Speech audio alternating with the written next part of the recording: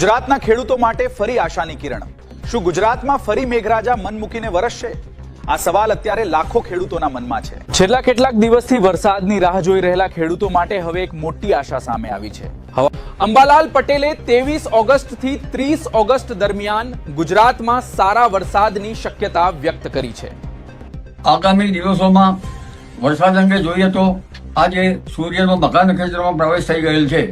મઘા નક્ષત્રનું પાણી કૃષિ પાકો માટે સારું ગણાશે। ગુજરાત સૌરાષ્ટ્ર બંને ભાગોમાં વરસાદ થવાની શક્યતા રહેશે। તારીખ 23 ઓગસ્ટથી 30 ઓગસ્ટ વચ્ચે સારા વરસાદ ઝાપટા પડવાની શક્યતા રહેશે। ક્યાંક ભારે વરસાદ ઝાપટા પડી શકે, કારણ કે બંગાળ ઉપસાગરમાં એક મજબૂત સિસ્ટમ બનવાની શક્યતા રહેશે, જેની અસર મધ્યપ્રદેશ સુધી રહેવાની શક્યતા રહેશે। મધ્યપ્રદેશમાં ભારે વરસાદ થતાં નર્મદાનું જળસ્તર વધી શકે, સરદાર સરોવર ડેમની ઊંચાઈ વધી શકે।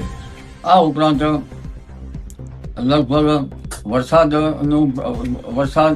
સૌરાષ્ટ્રમાં, દક્ષિણ સૌરાષ્ટ્રના ભાગોમાં ભારે વરસાદ થવાની શક્યતા છે। સૌરાષ્ટ્રના ભાગમાં ભારે વરસાદ ઝાપટા પડવાની, કેટલાક ભાગમાં ભારે વરસાદ ઝાપટા પડવાની શક્યતા છે। ગીરમાં પણ વરસાદ થવાની શક્યતા રહેશે અને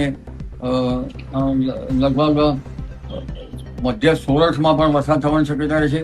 હાલારમાં પણ ક્યાંક હળવો વરસાદ થઈ શકે, પરંતુ પશ્ચિમ સૌરાષ્ટ્રમાં ક્યાંક હજુ વરસાદની રાહ જોવી પડશે, ત્યાં વરસાદી ઝાપટા પડી શકે। કચ્છના ભાગોમાં પણ ક્યાંક વરસાદી ઝાપટા પડી શકે। રાજકોટના ભાગોમાં પણ ક્યાંક વરસાદી ઝાપટા પડી શકે। તો કે આ વરસાદી પાણી સારું ગણાય છે।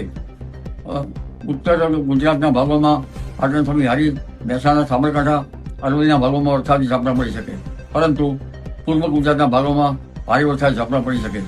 મધ્ય ગુજરાત, પૂર્વ ગુજરાત, પંચમહાલ, દાહોદ મહીસાગરના ભાગોમાં ભારે વરસાદ ઝાપટા પડવાની શક્યતા રહે। જી।